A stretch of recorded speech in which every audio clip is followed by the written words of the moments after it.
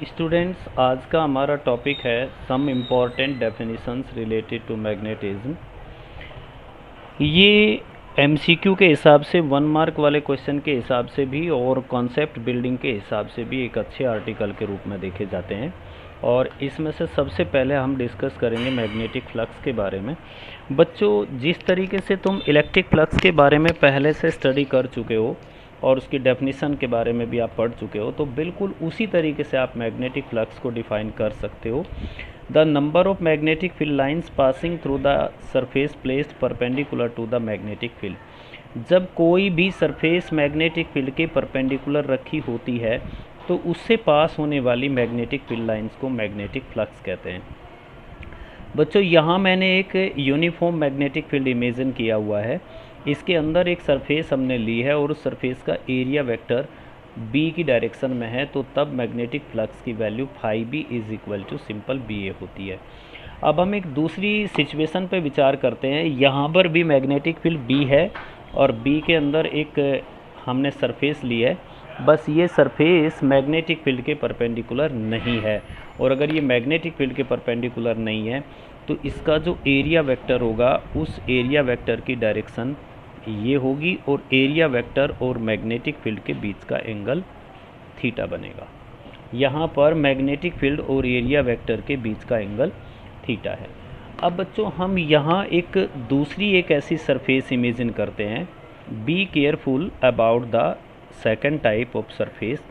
यहाँ एक ऐसी सरफेस हमने इमेजिन की है ब्लैक कलर की, और ये जो ब्लैक कलर वाली सरफेस है, इस सरफेस को आप ऐसा ब्लैक कलर से आप दिखा सकते हैं। तो अब आपको ऐसा फील होने लगा कि both the surface are bends at a particular angle. दोनों सरफेस के बीच का एंगल कितना होगा? जितना ये थीटा होगा। अब इस वाली सरफेस पर अगर आप एरिया वेक्टर देखते हैं तो उस एरिया वेक्टर की डायरेक्शन अलोंग द बी होती है। मान लीजिए इस सरफेस का एरिया ए डैश है, तो बच्चों सबसे पहले यहाँ पर ए डैश निकालिए।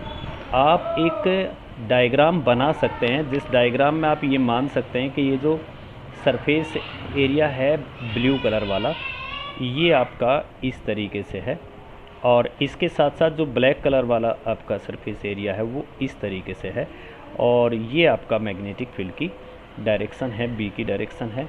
दोनों के बीच का एंगल अगर थीटा है, ये सरफेस एरिया आपका ए है ब्लू कलर वाला और ब्लैक कलर वाला आपका ए डैश है।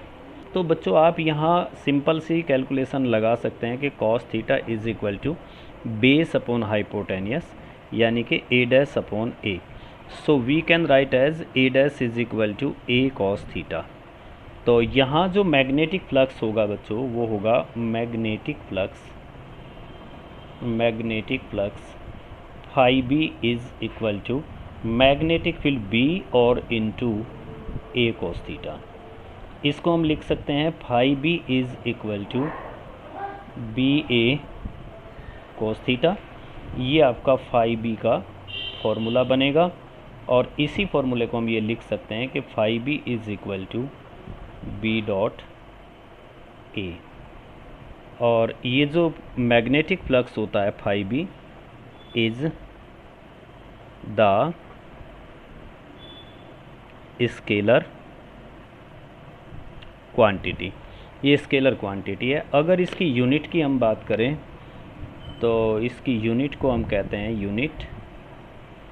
देखिए, unit of phi B is equal to, B की यूनिट होती है टेस्ला, ए की यूनिट होती है मीटर स्क्वायर। तो इसका मतलब इसकी यूनिट होती है टेस्ला इंटू मीटर स्क्वायर। और बच्चों, ये जो टेस्ला इंटू मीटर स्क्वायर होता है, इसी को हम टेस्ला इंटू मीटर स्क्वायर को ही हम वेबर कहते हैं, weber.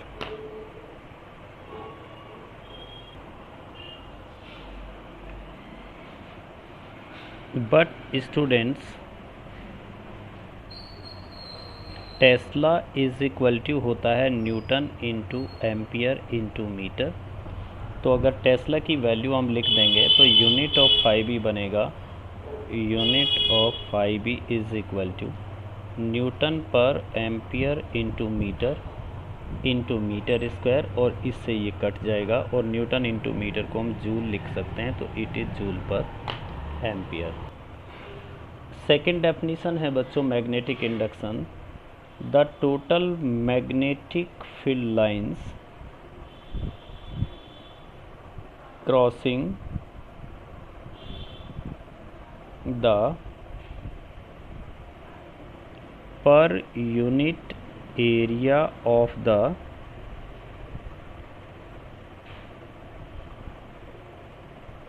substance, per unit area of the substance when, या एक ही वर्ड आप सिंपल लिख दीजिए,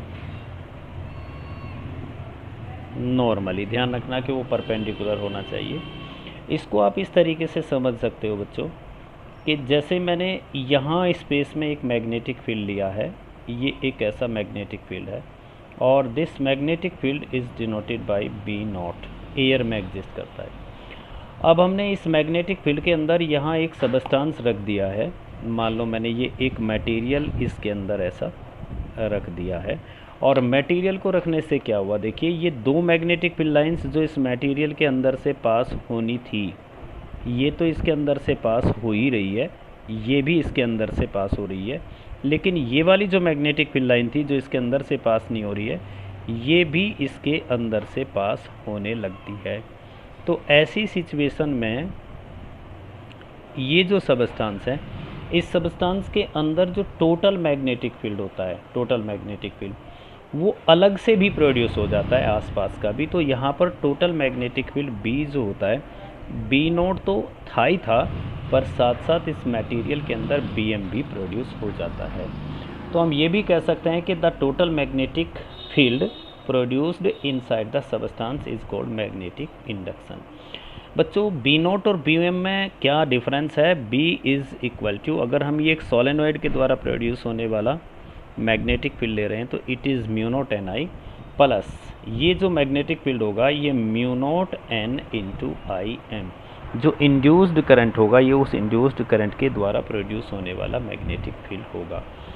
वर्ड बच्चों जैसे मैग्नेटिक इंडक्शन वर्ड होता है वो सिंपली मैग्नेटिक फील्ड के लिए यूज़ होता है, तो जहाँ पर हम मैग्नेटिक फील्ड वर्ड यूज़ करते हैं वहाँ पर आप इसको मैग्नेटिक इंडक्शन समझ लेंगे। इसके बाद बच्चों नेक्स्ट इसकी डेफिनेशन होती है intensity of magnetising field. Third definition intensity of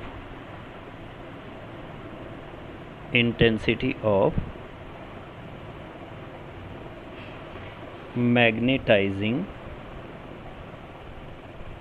field, इसको H से हम डिनोट करते हैं।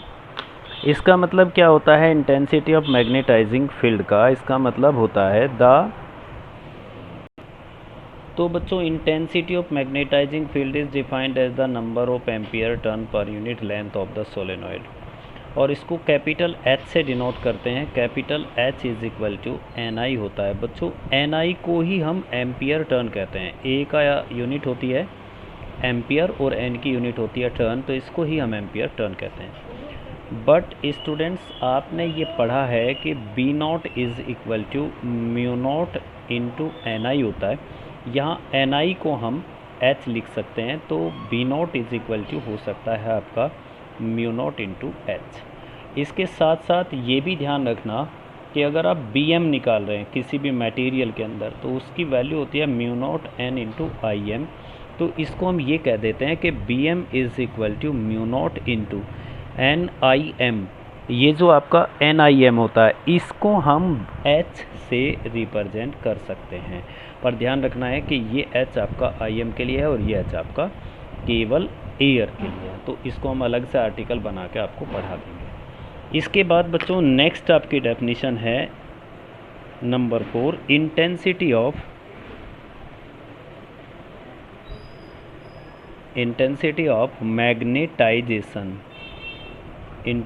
ऑफ मैग्नेटाइजेशन, जिसको कैपिटल M कहते हैं।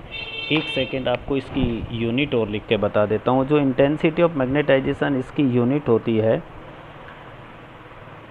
Ampere per metre. ये ध्यान रखना, इसकी यूनिट में कहाँ लिखूँ, इसकी यूनिट होती है, unit is equal two ampere per metre. अब इंटेंसिटी ऑफ मैग्नेटाइजेशन का मतलब क्या है? The magnetic dipole moment, the magnetic dipole moment developed in the substance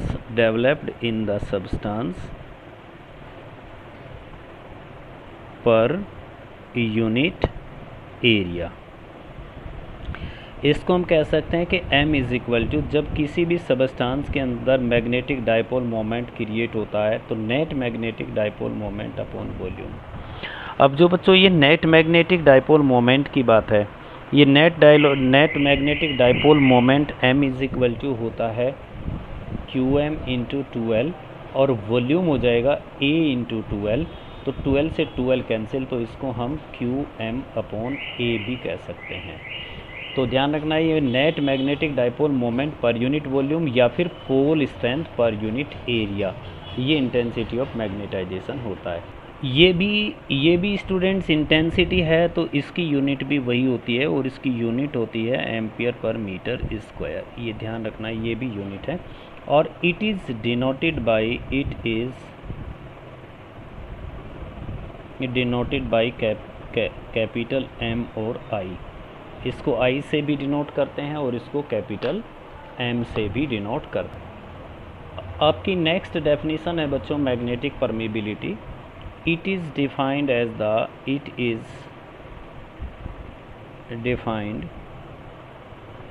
the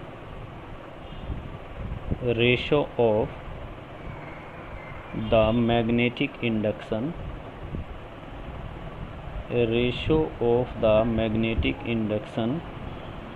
to the intensity of magnetising field. इसको हम म्यू से डिनोट करते हैं और म्यू इज़ इक्वल टू होता है b अपॉन h। तो म्यू का फॉर्मूला आपका b अपॉन h। अब इसकी यूनिट की अगर हम बात करें बच्चों, तो unit of mu is unit of b की यूनिट होती है टेस्ला और h की यूनिट होती है ampere per metre ampere per metre. तो इसकी यूनिट बनती है एम्पियर पर मीटर, तो इसको हम कहते हैं TMA inverse is the unit of magnetic permeability. Next definition है बच्चों रिलेटिव परमिबिलिटी, और रिलेटिव परमिबिलिटी की डेफिनेशन है it is defined as the ratio of the permeability, जिसको हमने म्यू कहा था, to the permeability of the free space की परमिबिलिटी को हम म्यू नोट कहते हैं। तो स्टूडेंट रिलेटिव परमिबिलिटी की डेफिनेशन है it is defined as the ratio of permeability, जिसको म्यू को मैंने यहाँ पे डिफाइन किया है, to the permeability of the free space, जिसको हम म्यू नोट कहते हैं। तो mu R is equal to mu upon mu naught, because mu R is the ratio of two same physical quantities, so it have no unit और it is the unitless quantity. इसके बाद बच्चों next definition है magnetic susceptibility. Magnetic susceptibility is defined as the ratio of intensity of magnetisation, जो अभी अभी आपने पढ़ा है, और to the intensity of magnetising field. दो प्रकार की इंटेंसिटी होती है, एक मैग्नेटाइजेशन जो सबस्टांस की है और दूसरी है intensity of magnetisation field M और एच। इसको चाई एम से डिनोट करते हैं, chi M is equal to M upon H. तो प्रीवियसली अभी अभी आपने देखा कि एम की यूनिट होती है एम्पियर पर मीटर और इसकी यूनिट भी एम्पियर पर मीटर होती है, तो इसका मतलब ये यूनिट लेस क्वांटिटी है, इसकी कोई भी यूनिट नहीं होती है। नेक्स्ट आर्टिकल है बच्चों रिलेशन बिटवीन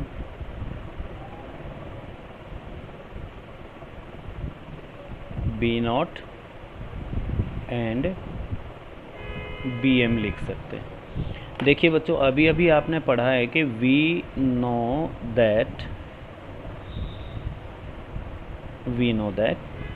बी नॉट की जो वैल्यू होती है वो होती है म्यू नॉट इंटू एच, और बी एम की वैल्यू को हम लिख सकते हैं, ए होता है म्यू नॉट इंटू एम। और बी जो होता है, बी आपने पढ़ा था it is the sum of B and B naught. तो बच्चों बी नॉट की जगह आप लिख सकते हैं म्यू नॉट एच प्लस इसको आप लिख सकते हैं म्यू नॉट एम। तो यहाँ B upon mu naught is equal to ये आपका एच प्लस एम, ये एक रिलेशन बनता है। जहाँ पर आपने म्यू की वैल्यू पढ़ी थी बी अपॉन एच, तो mu naught is equal to आपका बी अपॉन एच से सीधा का सीधा रिलेशन निकल सकता है। इसके बाद आपका है रिलेशन बिटवीन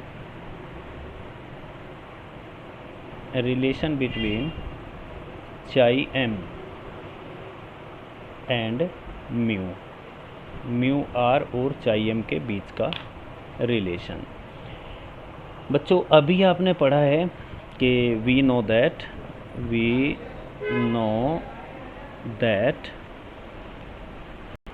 नेक्स्ट है बच्चों रिलेशन बिटवीन चाई एम एंड म्यू आर। देखिए अभी आपने एक रिलेशन पढ़ा है कि बी इज इक्वल टू होता है B naught plus B M. B naught को हम म्यू नॉट एच लिख सकते हैं, मैंने अभी ऊपर लिख के दिखाया है, और बी एम को हम म्यू नॉट एम लिख सकते हैं। आप इस ब्रैकेट में से म्यू नॉट एच कॉमन ले लो, ये बच गया 1 प्लस एम अपॉन एच। ये म्यू नॉट एच इस तरफ डिनोमिनेटर में आ जाएगा, तो ये इधर 1 प्लस एम अपॉन एच। अब b अपॉन एच को आप म्यू कह सकते हैं, तो मैं यहाँ लिख देता हूँ because b upon H is equal to mu.